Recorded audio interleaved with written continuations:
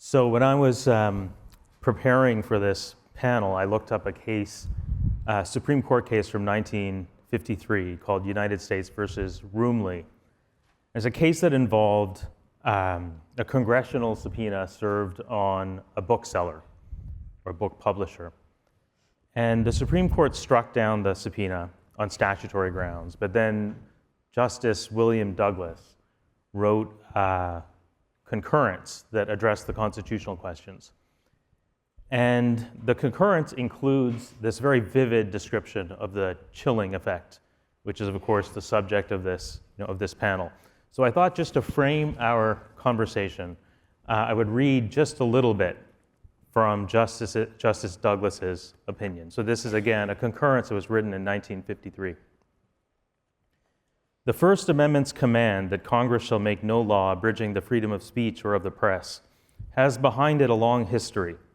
It expresses the confidence that in a community where men's minds are free, there must be room for the unorthodox, as well as the orthodox views.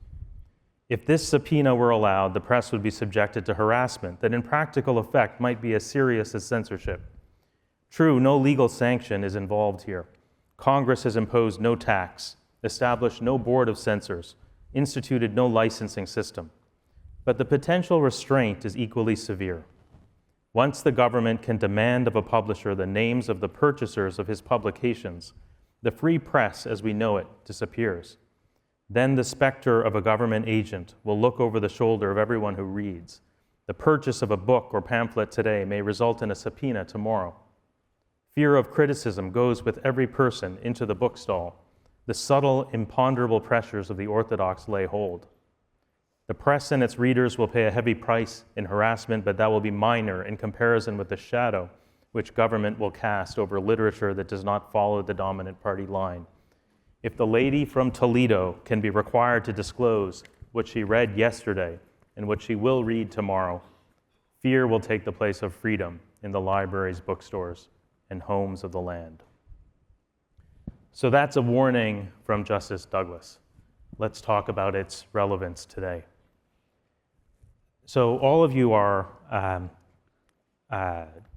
leaders of civic institutions that are important spaces in which people explore ideas and share information and negotiate differences and bridge political divides. Those kinds of spaces are essential to our democracy, but they're under incredible pressure right now. Pressure to avoid controversy or to suppress dissent or to accommodate the powerful. We're going to explore what the sources of those pressure are and what we might do about them. So MT, let me start with you. You're the CEO and chief librarian for the Charlotte Mecklenburg Library. You've had to deal with official censorship as well as more subtle forms of repression as well. Can you help us understand the kinds of pressures that libraries are under right now? And let me just ask one other question. How do you conceive of the role of the library at a time when the values we associate with libraries, democratic values, are themselves under attack? Sure. Well, first of all, I'm really excited to be a part of this panel. It's really fortunate for me to be able to talk to the people who create the information that we have to use every day to do our jobs. So I'm really thankful for that. As you noted, I have had a few challenges being a library director, from anything from restroom wars, you will never win, to the Israeli-Palestinian conflict, to non-binary use of restrooms, to wolf and turf. I've had a big issue with that, and then just anything can show up. So the pressures are there for the work that we do every day. But to your question, there are some known pressures and some unknown pressures. I think all of us recognize that there are the pressures like book bans and censorship and denial of funding and challenging LGBTQ and BIPOC communities and the collections that we build around that. But we also are challenged by ICE coming into our libraries and disrupting some of our programs and events. And then finally, with regard to some board appointments, sometimes the powers that be are interested in serving on boards where they can influence the decisions that we make. But those are the known ones. There are some unknown challenges that will continue and that we'll feel for a while, which include things like challenges to intellectual freedom. We'll also have the challenges to, or at least the confusion of freedom of speech with intellectual freedom. We will also find ourselves challenged by DEI issues. We will be challenged by AI. I know that many of you use AI to create your work, but for a librarian, when we're trying to find factual information, if all of the AI information that's generated comes to us with one biased point of view or one point of view regardless, then we are challenged in that way as well. But I think we're also looking at the criminalization of librarians for doing their jobs. Many times they want to challenge us or to prosecute many of the people who are just doing their jobs. So I think those are some of the unknown pressures and the known pressures that we will face. There's also the damage to the credibility of the profession. But to your point, or the last point, how do libraries stand strong in this arena? I think two things. First of all, we do have to stand strong with the basic tenets of librarianship, which is protection of your privacy and confidentiality in the use of the library. We do not want to tell anyone what you're reading or what you're using while you're in the library. The second thing is that we really have to work hard to recognize the shared values that we have with our communities. And I think that's the point of some of all of these challenges that we've had, is that people assume that because the library has been there for 100 plus years and they've lived in that community that we have the same values. And it's when those values rub up against each other that we find ourselves with the challenges to the community and to the work that we do. So some of these challenges that you've mentioned are new, and others have always been with us. How different does this moment feel from, how different is today from 3 years ago or 10 years ago? So personally, I'm older, and so I can't tolerate a lot of things as much as I used to. But I think the second thing that we're finding is that everything is being attacked. Everything that we do is challenging the basic tenets. I was talking with someone the other day, and I said, if some of these executive orders go through, I might be faced with the blurring of church and state, which means that I might have to open up some of my meeting rooms to religious services.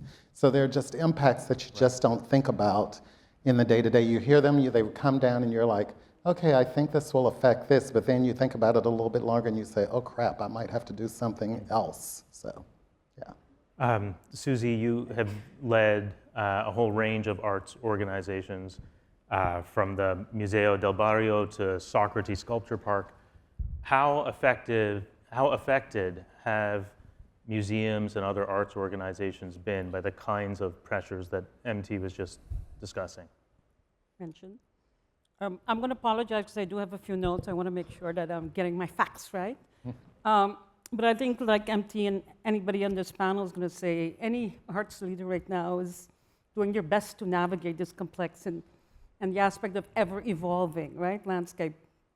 And besides your day-to-day, financial constraints, fundraising, pressures, community demands, keeping up with technology, social media scrutiny, etc., staff well-being, organizational health, you have this compounded extra pressure around the aspects of censorship.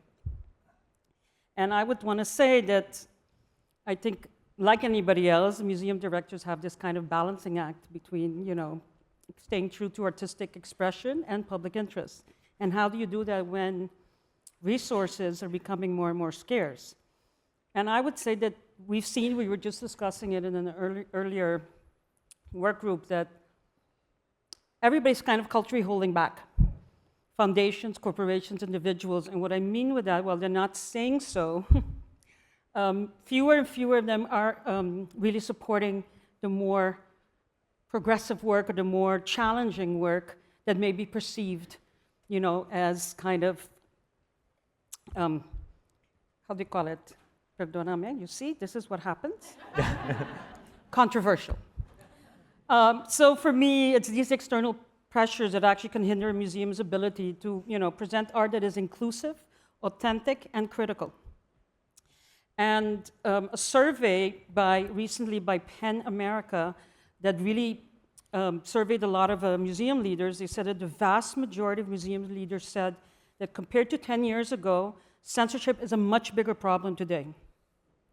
But at the same time, 90% of those respondents admit to not having censorship policies. So there's no guidelines or procedures for responding to these challenges. And many of them are mostly reactive and dealing with them on a case-by-case basis. So I thought it would be helpful to kind of provide a few examples. There's many types of pressures, but I'm going to specifically focus on government examples, board, and community. Starting with government. So when I first moved to New York in the late 1990s, it was a big debacle with the Brooklyn Museum Sensation Show. It was a group show that included the British artist Chris O'Feely, who had a work called the Virgin Mary, the Holy Virgin Mary, that was flanked by elephant dung and also included some collaged pornographic images. Mayor Giuliani, who was then mayor of New York City, was outraged and really critiqued the show, saying it was sick and despicable, and threatened the museum to really revoke city funding and technically evict them. And just for some context, the Brooklyn Museum is a hybrid public-private institution. The building is actually owned by the city, and the nonprofit museum actually runs it. And while they get a lot of city funding, they actually raise a lot of private dollars to actually operate and for their programs. So in the end, the pressure was real, meaning in that sense, but the museum prevailed in defending the right to free expression. But of course, the political tension led to widespread conversation and debate about public funding for controversial art. More recent examples include the National Gallery of Art announcing the closure of their Office of Belonging and Inclusion in response to the executive order of President Trump. They are considered a federal entity, so they have to, oblige. And now, any reference to DEI in their mission and value statements have replaced terms as welcoming and accessible, which I find charming.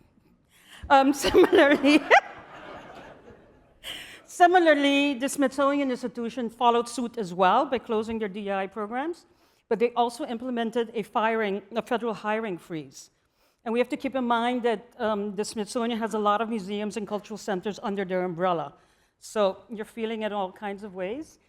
And I don't think I have to get into the changes at the Kennedy Center. I'm sure everybody's aware of all of that.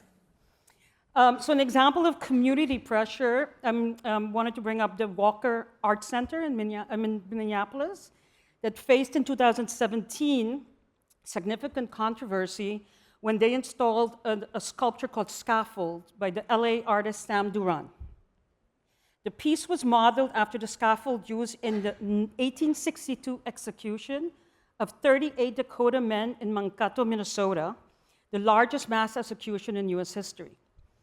So for context, the Walker is a private nonprofit arts institution, and when the museum receives some public funding, they actually raise all of the private funds to sustain themselves. So as a major contemporary art institution, community engagement is one of their core missions.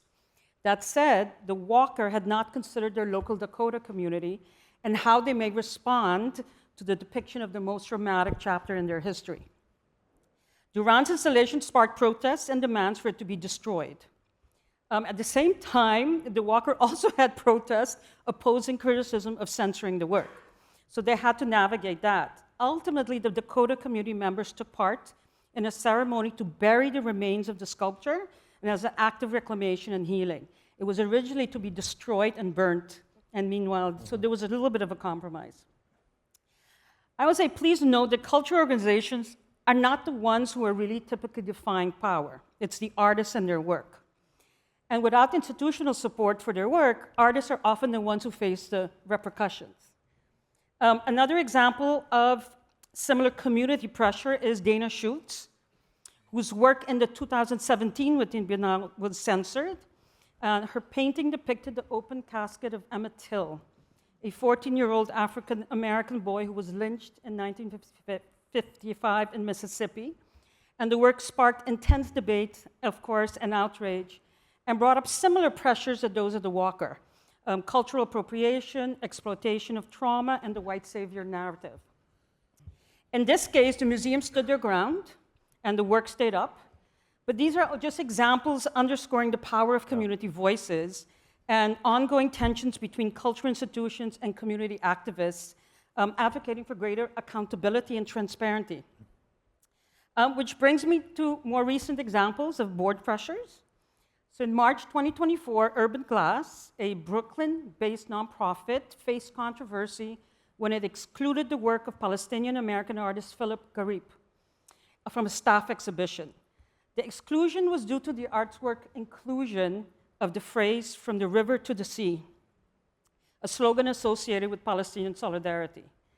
As reported by the Hyperallergic, the decision to remove Garib's work was made by the board, which expressed concerns that the phrase may be perceived as a call to violence.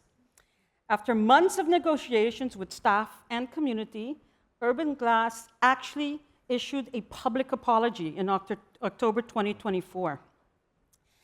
Similarly, in late 2023, the Ashkenazi Museum of Art at Indiana University canceled a planned retrospective of Palestinian artist Samia Halabi, citing safety concerns.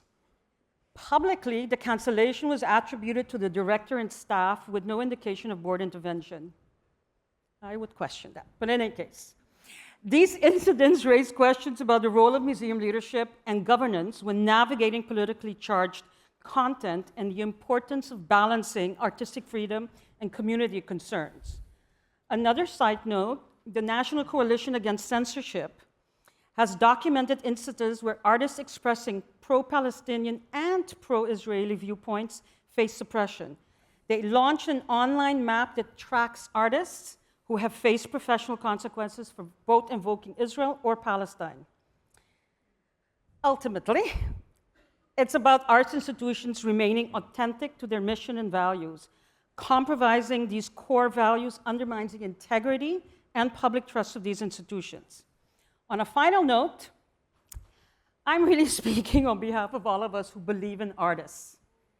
Artists are the ones who speak truth to power. They're the ones challenging us, pushing us, creating space for dialogue, and ultimately are the ones helping us navigate these uncertain times.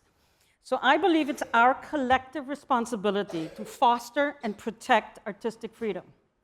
Protecting freedom of expression in our institutions can create a ripple effect, encouraging society to value open dialogue and critical engagement. Isn't that what we all want? And this may not be here or there, but if Costco, Apple, and McDonald's can defy an executive order to terminate DI programs, the arts should be able to uphold our values and commitment to our artists and our public. That's thank you, Susie. I have lots of follow-up questions, but I want to bring in Daniel and Maryana. So, Chancellor Diermeier, I want to ask you about institutional neutrality, which is a phrase that many universities have embraced, especially recently, a phrase that means that the university is the home and sponsor of critics, but it isn't and shouldn't be the critic itself. That's the basic idea of institutional neutrality. But even the most rigid understanding of institutional neutrality contemplates that universities will speak out when they have to in defense of their core missions and values. So I'm wondering how you conceive of the university's role at a moment when their funding is under threat. They've been told to remove anything relating to diversity, equity, inclusion from their programs and their communications, and they're even being asked to participate in the deportation of some of their students when they protest. What's the university's role in that context? So I think the right way to think about institutional neutrality in really all aspects and principles connected to free expression is always to ask yourself, kind of what's the purpose of the institution? And for universities, certainly for us at Vanderbilt, it means creation and transmission of knowledge, or the way we say it, path-breaking research and a transformative education. That's our purpose. And then we have pillars when we think about free expression that try to make these things real and guide our decision-making. The first one is a commitment to free speech, which we call open forums, which at Vanderbilt goes back to the mid-'60s. And it's very similar to the kind of type of free speech commitments that you would see, for example, in the Chicago Principles and so forth. The second one is institutional neutrality. Institutional neutrality, just as you say, is about, when we think about, it's about creating an environment, a platform where our faculty and our students can think about these issues for themselves, without us laying down a party line on institutional orthodoxy. So the way you want to think about this is that there are core issues and non-core issues. The core issues are those that are directly connected to advancing and furthering the mission. So for example, I will speak out, as I'm doing right now, on the importance of free speech on campus. Okay, so I'm not neutral on that, because that's critical and crucially important for universities to do their job, to fulfill their purpose. And yes, I will advocate for research funding by the federal government and Pell Grants and so forth. So that's in the core. Everything that's outside the core, we believe our duty is to remain silent so that our students and faculty can explore this for themselves. That means, for example, we'll not take a position on foreign policy, we'll not take a position on Israeli-Palestinian conflict, we will not use our endowment for taking positions. And we're one of the very few universities that made that commitment as well. The University of Chicago is one of them, a couple of others. And now there are many of them moving in the same direction. So the point of that is create an environment where ideas can flow freely. The last thing I'll say, our third principle is what we call civil discourse, which is more culture, which is about treating each other with respect, making sure we use arguments, reason, and remember that we're members of one community that are there to live and learn together. So these three things all are critical. I'll make one last comment on why institutional neutrality to me is really critical, which is something that is, which is a major concern on a university campus today, which comes back to your chilling effect that you mentioned before, but in a different way. The most well-known articulation of institutional neutrality is the Calvin report at the University of Chicago from 1967. And the main reason why they think, why the authors of that report believe that institutional neutrality is critical is the chilling effect. But not the chilling effect from a governmental actor, but from the chilling effect from the university administration, including deans or chairs.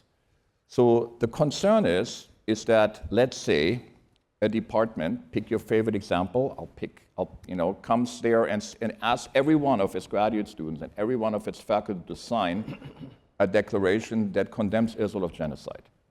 Okay, and now you suppose you're a junior faculty member and you disagree with that. Okay, is that creating a chilling effect, yes or no? If the answer is yes, and you're concerned about that, then you're supportive of institutional neutrality. And it's very important that this happens for faculty and it happens for students. So we know this from tons of survey data, the biggest concern that students have is not that I discipline them.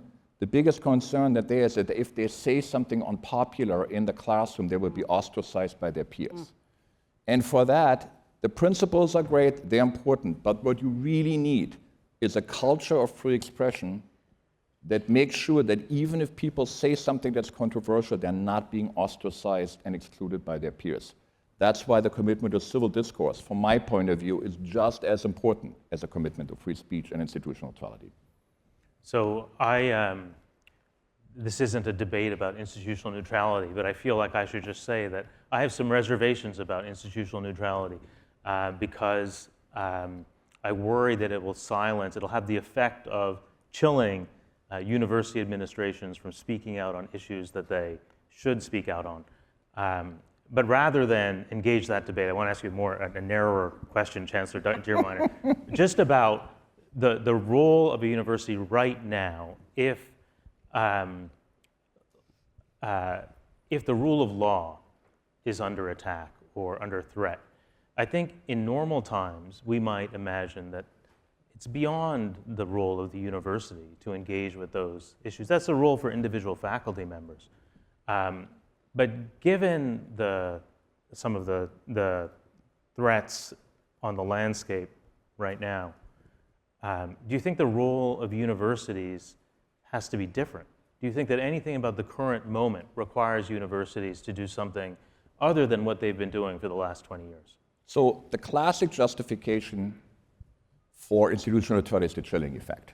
And we'll have a follow-up discussion on that. Chilling presidents, and I think I don't have any problem. Never mind. But there are other reasons for why institutional neutrality is crucial. The most important to me, well, one of the ones that is just as important as journalism, is expertise. Universities exist to develop deep levels of expertise. And the expertise on anything from quantum physics to constitutional law sits with the faculty. That's why we certify them, that's why we have peer review, that's why we have all the institutions that make academia what academia is. If I come out over the weekend and criticize the Supreme Court, that undermines the purpose of the university, which is based on expertise. Hence, I won't do it. And I don't think anybody should do it. And frankly, even if they're constitutional lawyers, they shouldn't do it, because it's the job of the faculty to do it.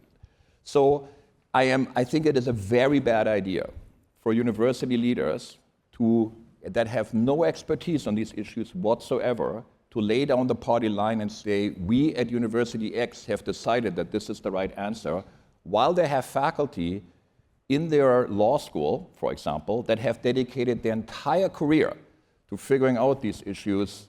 And now we're saying, well, we've figured it out, and I don't know what you're doing there in your office, but it's clearly not as important as my voice. So that's why I believe everything we do has to be grounded in our purpose, and our purpose is to be the home of hard, careful, detailed work that is based on disciplinary knowledge and expertise, and everything we do that hurts that is a problem. You're a very persuasive advocate for institutional neutrality. That's why you have me here.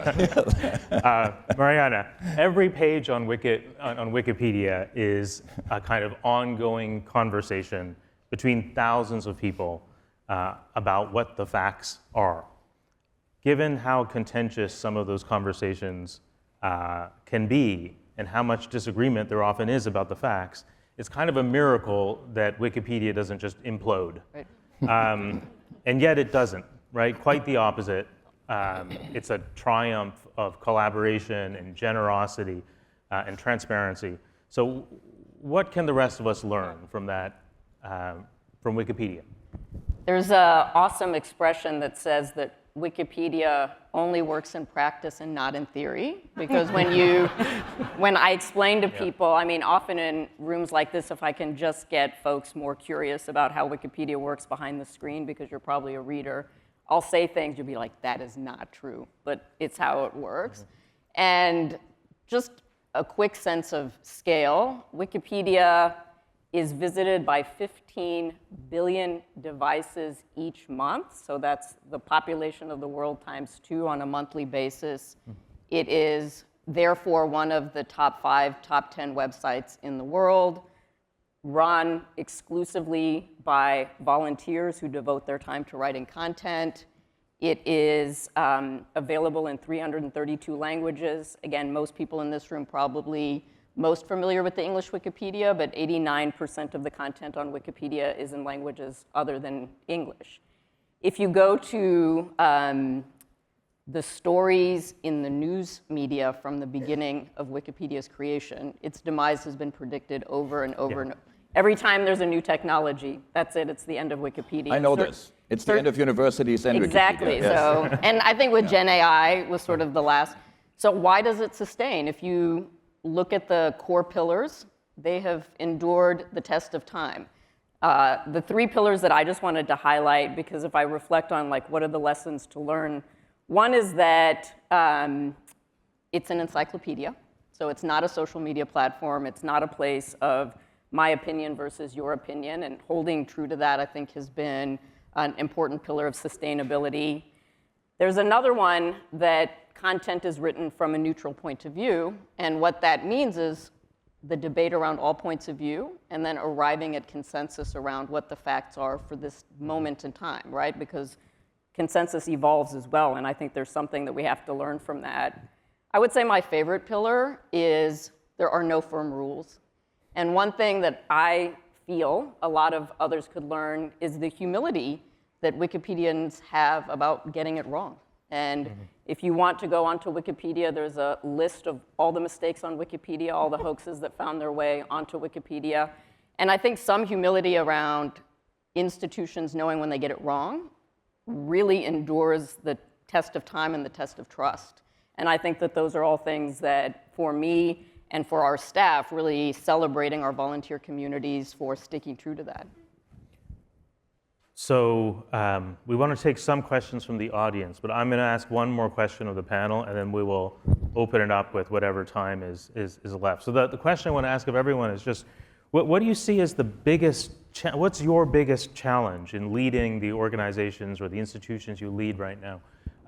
What is the biggest challenge for leaders of civic institutions that are so important to our democracy at this particular moment? MT, can we start with you? Sure. I think there are two. The biggest challenge, I'll say a couple of things before I get started. First of all, the collections that we have in our library are really amazing, in any library for that matter, are really amazing because they represent both viewpoints of any topic. And so as I often say to people, we have something to offend everyone. So we really do, and from that standpoint, it's trying to build these collections that represent every viewpoint, because most often people, even some of our selectors, tend to lean one way or the other, so we have to have that balance in creating that space. But I think the biggest challenge for cultural institutions like libraries is getting back to the shared values. People really believe that we have the same values, and so staff, I was listening to Daniel speak about the institutional neutrality, and I respect that, but I also know that many of the staff who choose to work for us because they feel that we have the same values, which are the tenets of librarianship and staying true to that. People want to work with people who have the same values. And when we have to stick to the tenets which might not necessarily reflect those same values, then you have that rub that creates a little bit of a challenge for both the staff, the public, and the community, and sometimes our funders. Susie? I would say is that the expectations of leaders right now aren't realistic. I mean, you're supposed to be a visionary, a good fundraiser, a good manager, managing up, managing down, but you're also supposed to be like a spiritual leader almost, and like, it's going to be okay. We've got the answer. We're going to take care of you. And it isn't really realistic in that, particularly now that we have so much coming at us and it's all noise, and how do you kind of sift through the noise?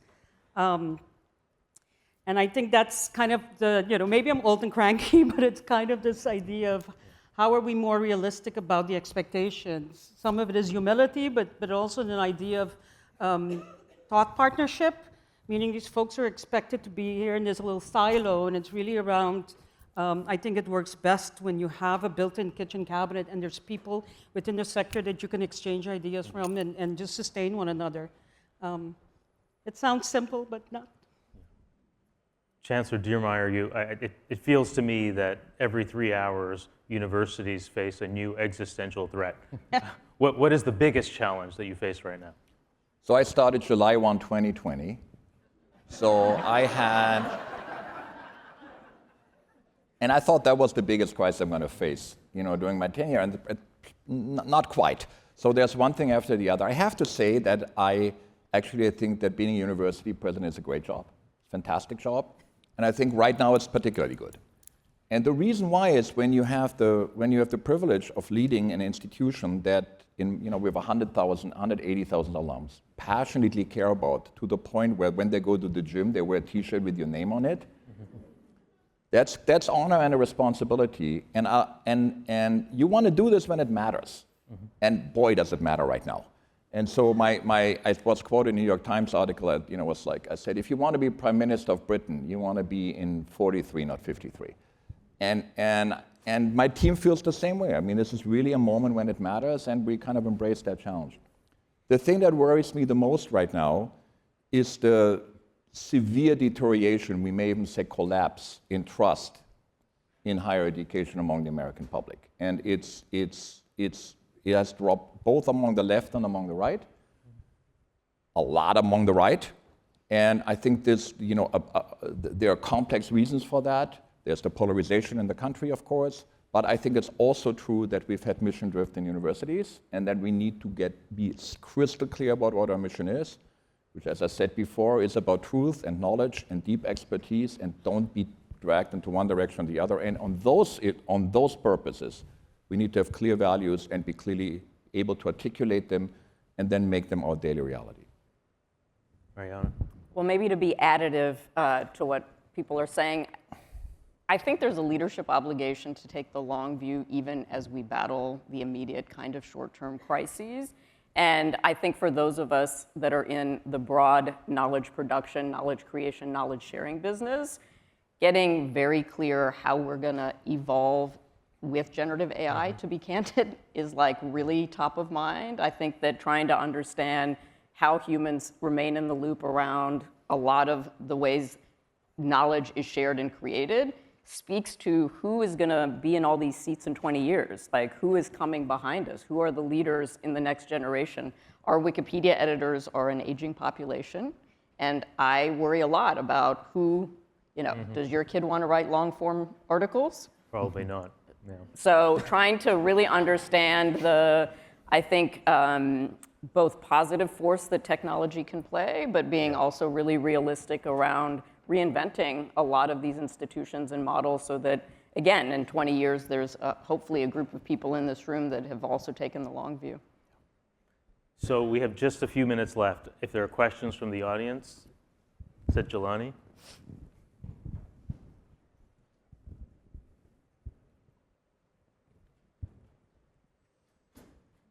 Hi, my question's for the Chancellor.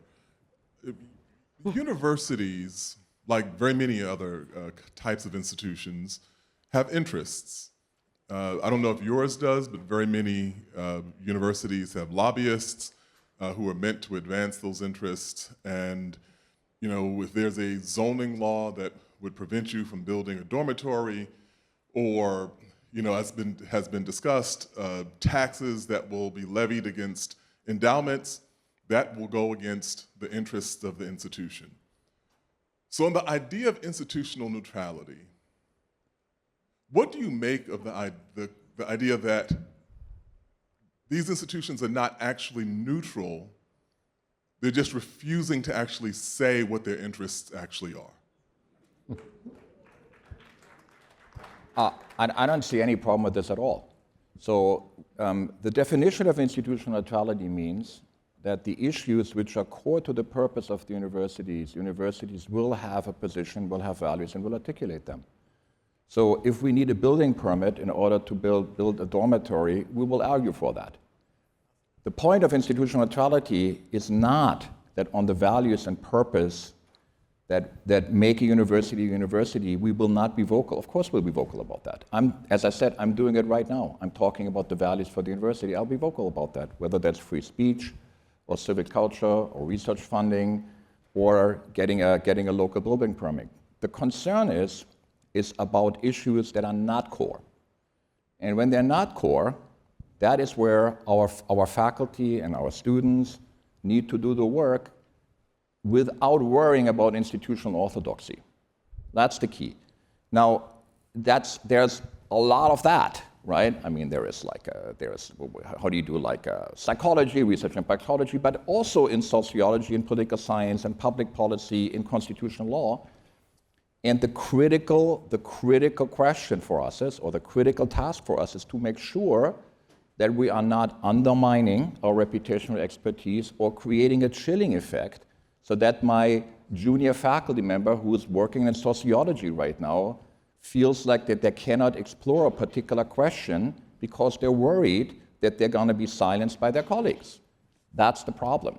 Or by the chair of their department, or that their career will be ended because they're doing something that is upsetting the people that are in their department. That has nothing to do with their expertise, but with their political beliefs. So the worry that I have is about position taking by universities on political and policy issues that undermines the very purpose of the university. That's the key. We have time for one last very quick question. Hi there, Hub Brown. I'm the Dean of the College of Journalism at the University of Florida, and not to pick on the Chancellor, but what I hear in your defense of faculty is you're talking about their freedom to be expressive, those sorts of things. What I'm not sure I heard was whether or not the institution itself will come to the defense of a faculty member who does something very controversial. It is one thing to say that you're neutral, It is quite another to say that that neutrality extends to faculty in a way that basically they're on their own. How do you respond to that potential danger? Okay, so a faculty member that writes a research report or does a finding that is controversial, we will always support. There's no doubt about that. And we've done it many times. I've done it in my career many times. I was provost at the University of Chicago before that, so this is my second rodeo, in kind of challenging times. And of course we will do that.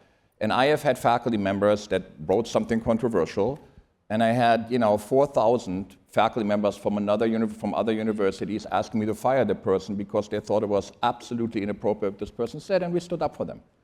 So there's no problem with that whatsoever. Now, where things get interesting is when they say something or they take a position outside their area of expertise as a private citizen. If they run for office or doing something, that's their business. Okay, so if I have a math professor who wants to run for office or wants to take just participate in life as a private citizen, I don't have any position on that whatsoever, and they do whatever they want. So I have another question for me? I have lots of questions for you, but unfortunately we are out of time, and I don't want to take Maribel's time. So please join me in thanking all of the panelists.